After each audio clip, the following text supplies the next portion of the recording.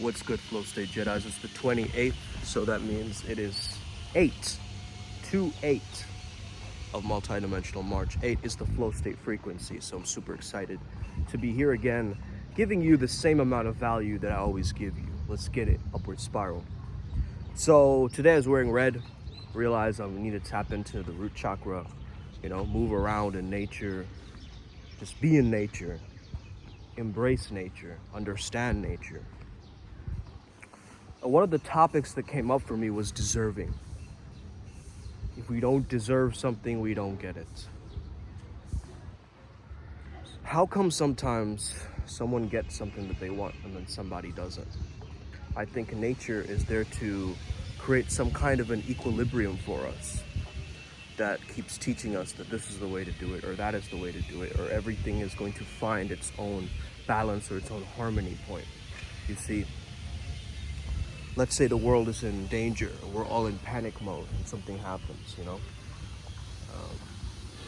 Pakistan finally takes Kashmir, ISIS randomly, breaks in to the US and infiltrates it. Whatever happens, right? All of these different scary thoughts of what can happen in the future. Is that one group or one person more deserving than the other, would you say? Now, let's say me and you, we're fighting for the same girl, right? We're fighting for her attention. Let's say I get it or you get it. Does that make one of us more deserving of that outcome? Because it's this third person that comes into the context as well, right? So it's sometimes deserving is context dependent and we don't even realize it, right? We kind of just skipped a bunch of steps and we find all of these ways that we stay in stuckness and challenges and difficulties and complexity, when really we just need to focus on the next best thing. We just need to focus on what will make us feel the most natural, the most free. As I said that, a dragonfly just flew past my left leg. So that's how you get these little confirmations, right? Little blips from the universe reminding you that, oh yeah, it's like this, or maybe if I, observe it in this way or observe it differently, it could show up like this, okay? Well, this is a very powerful paradigm. If you're staying in this paradigm, you got to understand a few things. Number one, you are deserving of you, okay? You are deserving of you. And what do I mean by that? What do I mean by you? The concept of you is an amalgamation, right? A collection of different things. And I think that if we are to get over deserving, we have to feel like we already deserve it, okay? We have to get into the feeling of what it feels like to deserve something. And ultimately it comes down to self-confidence, self-esteem, right? Because when we feel like we have a high level of self-esteem, we feel like we deserve it. We're like, oh yeah, that's bound to be. Naturally, right? Oh my God, you're so awesome. I mean, naturally, okay? That energy of feeling connected to the earth, feeling that you're not separate from it, okay? A lot of people feel separate from the space. They go too much into the mind and then they stay in that fantasy realm. This is what I do at times, or I notice my brain going here when there is a lot of shadow work to be done, right? And we've been getting intense shadow work this past couple of weeks. Very, very intense, because we asked for it. Hey, ask and you shall receive. You got to be careful what you wish for, okay? If you want more of that, the universe is going to give it to you, sometimes double, quadruple, okay? The amount of what you think it can handle. And I'm also tired of people saying, oh, the universe is testing me, the universe is testing me. Maybe the challenges that you're facing are from other things. Maybe it's a weird trauma response or a resistance in the background that you haven't fully facilitated and processed yet in your mind, you see? So there could be all of these ideas that might be coming up around relationships, around money, around, health. We all have these storylines, and these storylines are what keep us undeserving, right? It's the storyline that keeps us undeserving. Now, we have this thing against desire in culture, that when we desire something, it's bad. It's bad for you to want something, okay?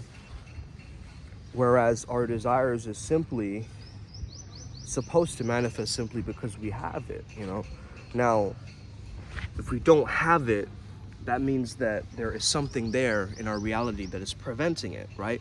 So for me, man, I like to focus on the roadblocks. Like, what are the things hindering me, right, from my natural, most authentic expression? What is it pulling me back from? Like, I know I'm at my greatest self here. So why am I behaving like I'm here? These are questions that are coming up as I'm doing more golden shadow work. And I'm starting to put myself out there, you know? And I realize that sometimes I've got to pay attention to instruction. I notice as my MMA teacher is teaching me, I have such a bad response towards someone training me or critiquing me, or if they're being like showing me some tough love. I find it difficult to immediately envelop it and like crystallize it in my beingness. And that's another part of my shadow work that I've noticed. So what I've done is, of course, I've told the collective, the Primal Sutra collective as well, that I'm doing this, but creating a confirmation journal of every time that I do something that is a little bit outside of my comfort zone. Like right now, I have a client at 3. Usually I record videos at 3. So I'm here a little bit early, you know, sweating in the sun because I know I needed a detox in some sense. I needed the sun to sweat out something that does not belong. So I trusted that instinct and I started walking towards the park, right? And once I understood that, now I have a different capacity of awareness. You get what I mean? Like, we all have these different capacities of awareness where if we truly tap into this skill set, it makes us unstoppable. It makes us almost come from a different paradigm, a different level, where we can come from a feeling of just feeling whole, right? Feeling complete, like we don't need to do something or try to make something in time or try to cover something up. But it's the moments where you feel like, wow, I can't believe I just did that again, right? Like the self-sabotage loop keeps coming up again and again, and you have to, well, you get to, or you choose to learn new lessons that come up every time that you sink back down into this lower state of beingness, okay? Now, from a lower state of beingness, you'll notice a couple of things. Number one, you have very, very low energy. You can't do anything because you can't have that energy in the first place. Number two, it's really, really important for you to understand yourself very, very well, okay? Not the kind of basic understanding of what you think it is, based on some WebMD article that you looked up, right? I'm talking about real internal work. So if you've been putting off manifesting and you've been, you know, putting off meditating and all this kind of stuff, as you've been watching my videos, maybe you've been doing both for a while now and it's not working. That's not because you don't deserve it, in a sense. There's other like there's ways that you're looking at your problem that is going back to the role that you're playing, okay? So if you feel like you're playing the role of, let's say, you're really trapped by some specific label, right? I know a lot of guys, they're very still trapped under the paradigm of like, oh, I'm being a beta male, I'm being a beta male, I'm being a beta male, right? And that doesn't really make sense in a lot of different circumstances, right? Like, let's say, oh man, you're cooking, you have all the ingredients and you can't find the right ingredient and someone calls you a beta male. How is that relevant in that context, bro? This guy just can't find the ingredient of the recipe. Like, it doesn't make him a beta male, you know what I mean? Like, that's just a vague, like, we put these concepts, right, together and blend them into these weird, like, synaptic connections in our brain, right, that have nothing to do with each other. But we let these ideologies or, you know, identifications or belief systems, you know, come in and start to sabotage us. Now, one thing that I've noticed very, very well is that when my thoughts, similar thoughts of the similar frequency start to stack, okay? When similar thoughts of a similar frequency start to stack, they become a belief,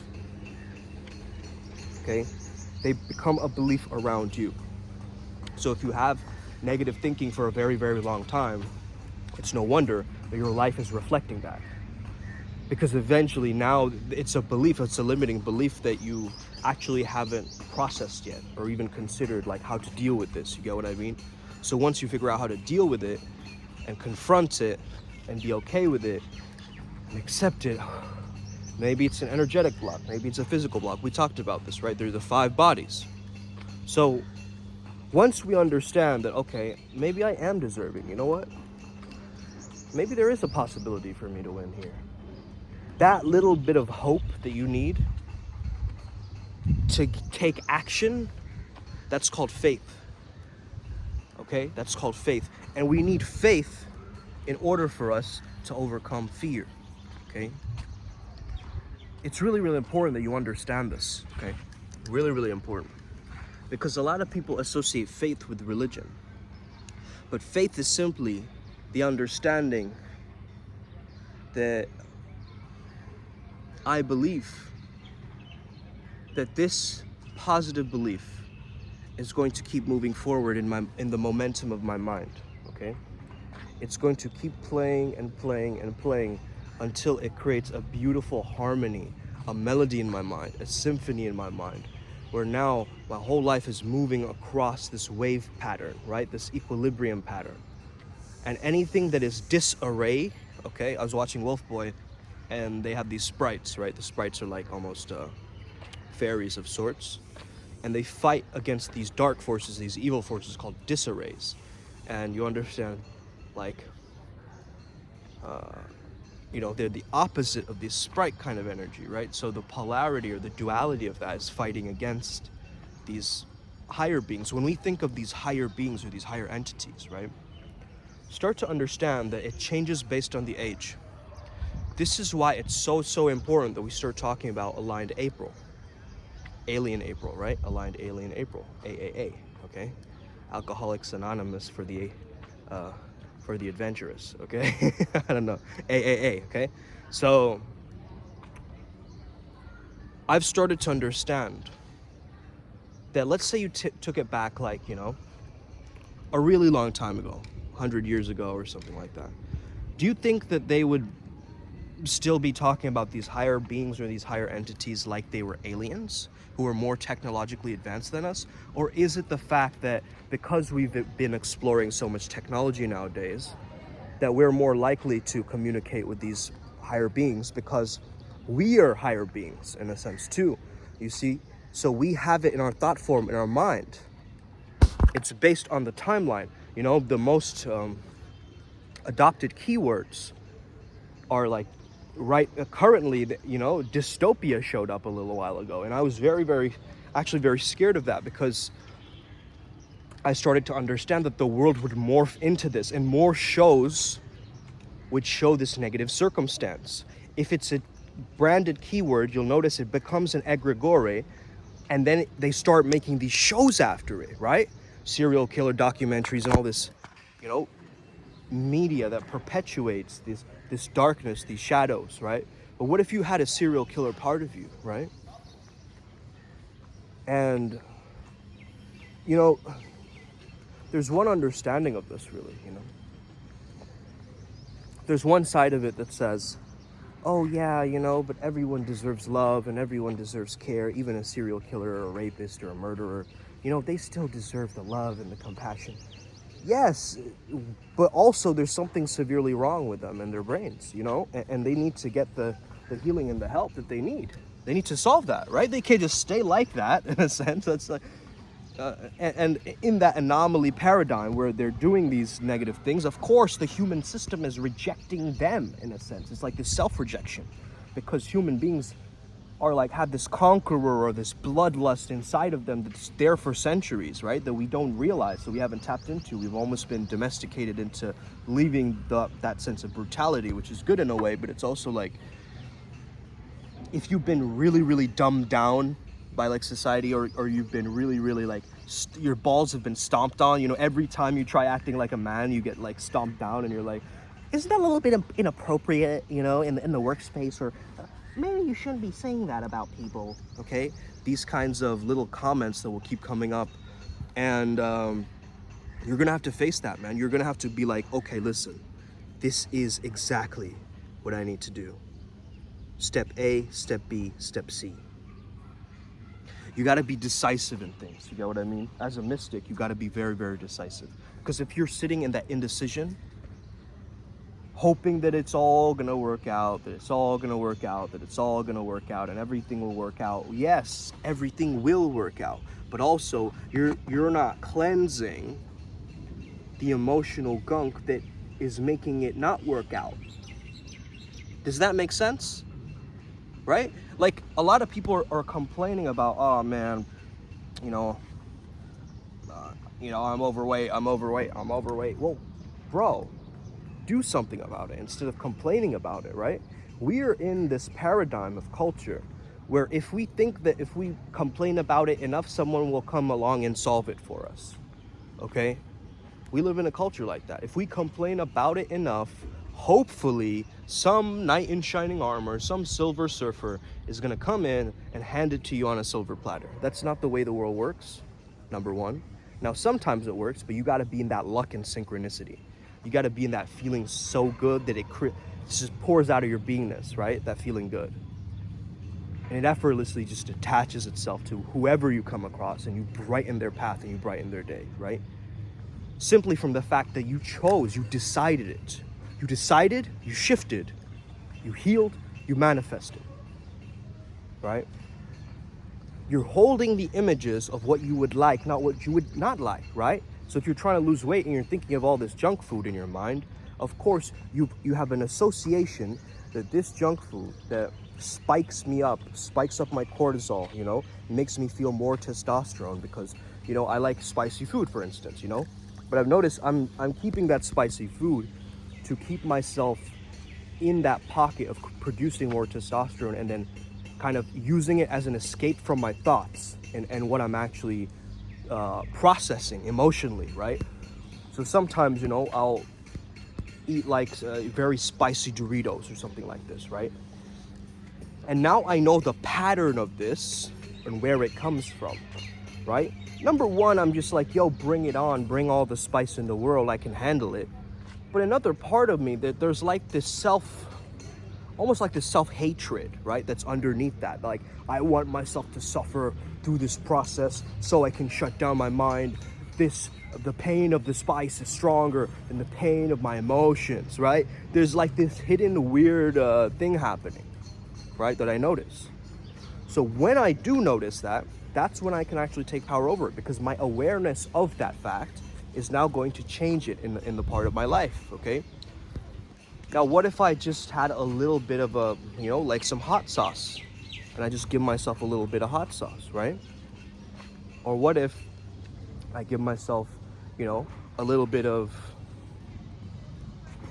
some kind of like a spicy thing that I can have meanwhile. Like, I've done the same thing with, if I'm craving really, really sugary stuff, sometimes I'll just take honey, and that honey actually shuts down that sugary craving reserve, right, in my body.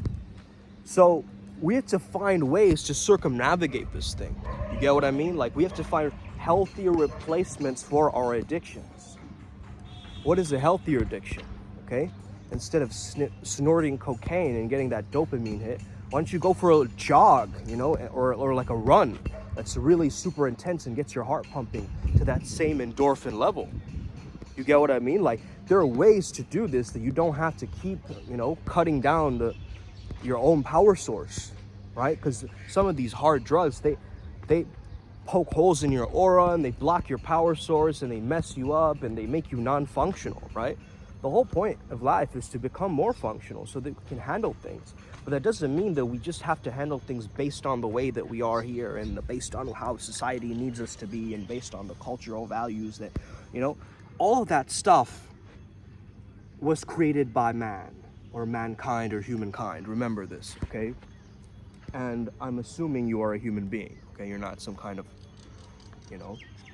maybe you are. Maybe you're like some kind of different race of, I don't know, Gorgon or alien or something like that watching in the future. Who knows, man? Maybe these YouTube videos are available to these other entities or in different dimensions and they watch us like some kind of a reality show, like sitcom or whatever. Look at these silly humans, right? Like, or something like that. But irregardless, I'm realizing that, wait a second. Let me say money, right? Let's talk about money. So, we all have a money story, okay? Yeah, my parents couldn't afford it. Oh yeah, we couldn't do that because of this. We got robbed, we got bankrupt, we got this. Yeah, a lot of money was lost from my family because of a gambling problem. yeah, actually my great-great-grandmother was a thief, you know, who ran away with a lot of the money from the family. So we have all a money story, right? That's just in the background playing. So, and I'm not saying any of those were true for me, right? I'm just giving random examples.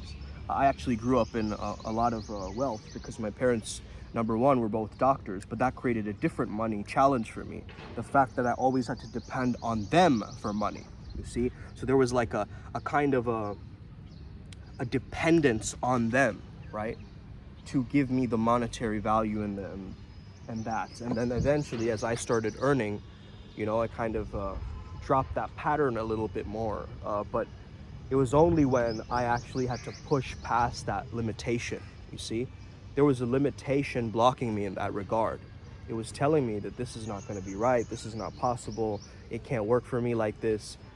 And, you know, because I was born with a silver spoon, I just thought it could be handed to me. And so I had this kind of entitlement, like, oh yeah, money's going to come to me no matter what. And sometimes I would think that that deservingness would actually bring me money, but it actually didn't give me anything, you see? It actually didn't. When I started to give value nonstop, right? When I started to just show up and share and give and spread my message to a level where it's like, hey, it doesn't feel forced, right? It doesn't feel like I'm trying to push this out there for a negative reason, but actually there's a greater grand benefit to this thing. You know what I mean? And once we realize that, it becomes so much more powerful because you don't know what you're worth if you haven't taken the action yet to prove it to yourself. You see, you don't know how much deserving you deserve if you're still stuck in the mind. So in order for you to actually feel like you deserve it, you need to put yourself through the protocol of you actually doing it. So if you want to make more money, you have to do things that attract or magnetize money to you. You have to behave in a way where your role supports you getting this money, and you feel like money attaches to you and clings to you like glue, and it comes back and forward. It's like a circulation, you know, of the universe.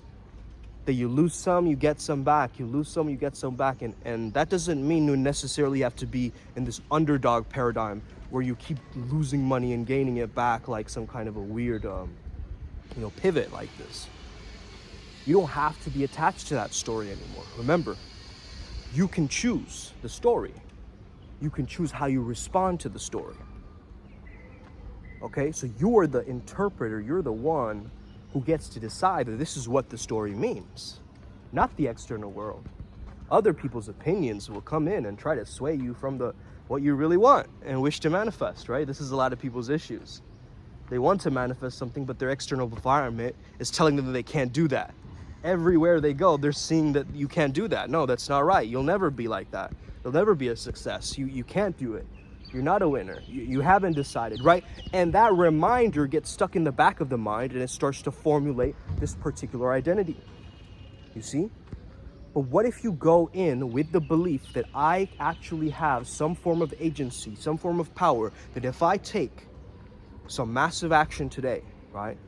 And I listen to subliminals before I go to sleep, and I put in this protocol, right? Right now, for the Golden Shadow Protocol for next month, I'm going to be listening to specific subliminal playlists every single day, okay? Every single day. And I'm going to be focusing on one major theme, which is that godlike masculinity. As I said, I spoke about that. That is missing from the world. That is really, really missing from the world, okay? How do these videos always cut off, like these really good ones, these long ones?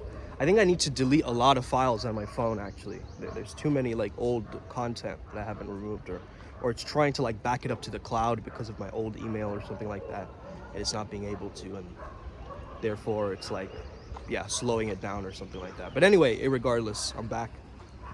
So the character that I wish to create for myself, right, is the Makara character. It's that character that is the guardian, almost like a gatekeeper essence, that the guardian of the young frequency, right?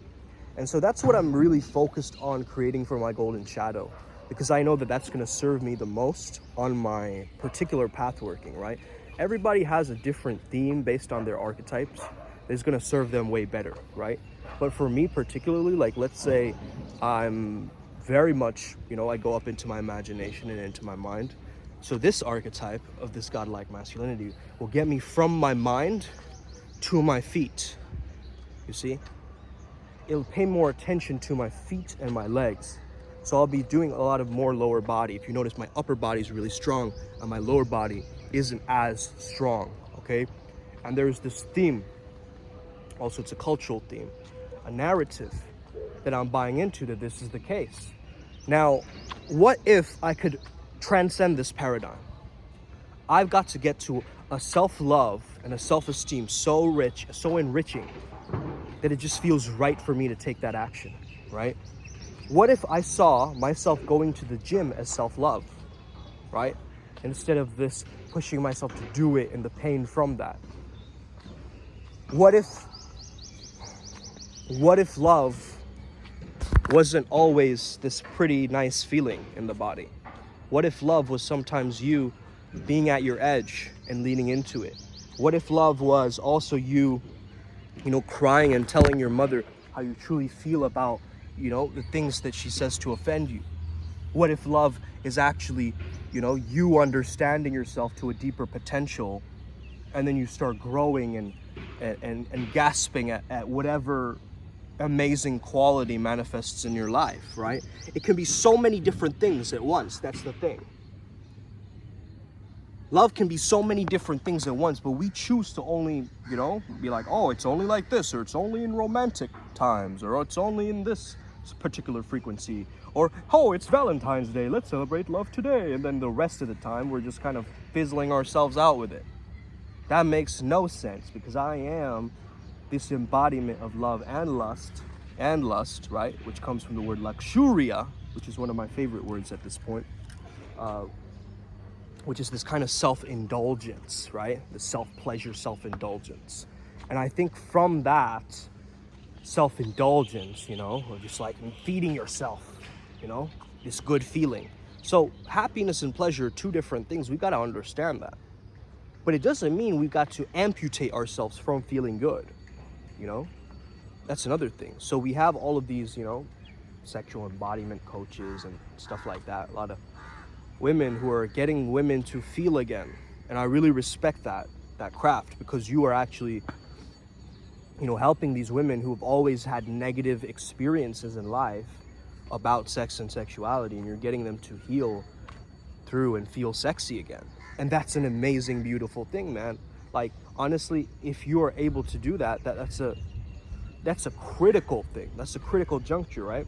Because if you're a wizard and you have no control over your sexual energy, you're going to start to suffer, okay?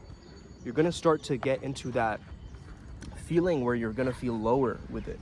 But when you can feel like this is under my control, this is mine to spend. It's mine, I spend it. It's mine, I spend it. Okay, there was a 2 Chainz song like that once. So that's the thing, right? When you feel like you deserve it, like, so let's say in terms of your money story, right? We all have a financial ceiling that, okay, we can only reach this amount and that's it, right? Money is a bad thing. We can't have too much of it or else we'll fizzle out or something like this, right? So basically, in regards to that, you just have to gain your level or your level of awareness around that money story, right? So if you are struggling with it, then you got to understand that, okay, what if I go beyond this point? What will happen? What emotions will come up for me? Right? Maybe there's a feeling of guilt that comes up in relation to it. Maybe there's an unworthiness factor that comes into it, right? And once we work through that, it's going to be so natural for us, man. And money, like, I remember when I was clearing a bunch of this gunk out, right? When I was first doing this stuff, I reached one of my highest, highest paid months. I remember I did this a long time ago. I just had to remove the gunk that wasn't true around my money story. Maybe I was associating money with love and they were getting confused. So every time I was in love, I felt like I didn't have money. And every time I felt like I had money, I didn't feel like I was in love. And maybe it was that, or maybe it was other things, right? But we got to get real specific about what it is that is preventing you from your flow state actualization, right? From you actually admitting to yourself, like, yo, I'm pretty fucking awesome, man. I'm pretty dope, right? I don't need to keep, like, putting on this front or, like, putting on this show, like, trying to impress people. I can just show up authentically as me, as I deserve it, in my own, logarithmic scale that I'm maintaining myself. No one else has the measuring stick or ruler in this, right? That they're measuring me and making sure that I'm going. No, it's all up to me, and it's all up to others as well. It's not only up to me, and it's not only up to others, right? So it's how you respond to this maze, to this environment, to this, special puzzle called life. What about your relationships? What if every time you hear the word love, you associate it to some fairy tale, idea? Like, what if every time you think of love, you think of like some Bollywood movie or some Hollywood movie? Or like Disney. Ideals. Idealization. Romanticization. Right? Rather than the real authentic thing that you can stack and feel. And there is something called micro love as well that you're missing out on. What about the micro love? The moment where you connect and lock eyes with maybe your pet or something like that. And you just get that genuine warmth and that good feeling and that friendliness. Can't you use that little bit of an emotion to stack it like an actor would, to know that I know this feeling actually? And I'm gonna emanate that wherever I go, and I understand that, this is a powerful circumstance for me. So change your storylines around. That's one thing that's gonna help you with your deserving. Of course, right? It just makes sense. It's just logic, right? Like, if you do work in terms of something that is holding you back, it is not going to be holding you back anymore. Okay? So we talked about, the money story. We talked about the love story. What about health? Okay? What about health?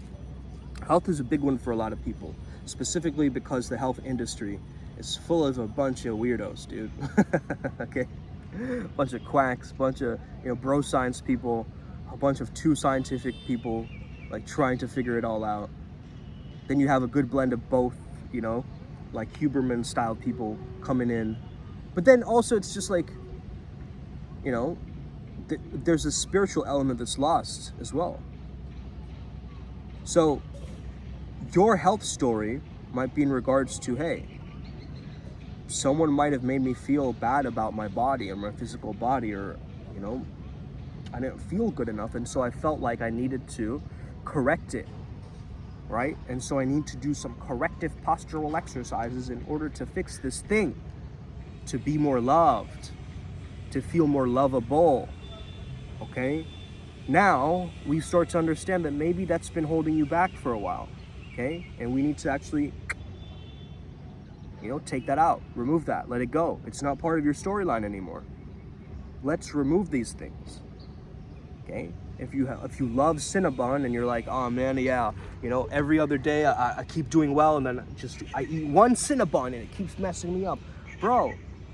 Why are you not keeping that Cinnabon as a reward, like after you've done a sufficient amount of exercise? Get what I mean? Like, if you really, really love Cinnabon, and you love it like your life depended on it, you can use it as a reward. You don't have to keep using it as a crutch before you actually reach the goal. You get it? Because what happens is, I notice I do this to myself too. Like on a day where I have training, I'll overeat, or, at the night, or, when I'm about to go and take action on something, like I'll procrastinate, or there'll be like this lazy, annoying bitch-ass voice in my head, right? No, you can't do it. It's okay if you skip it. Not today, Oh, yeah.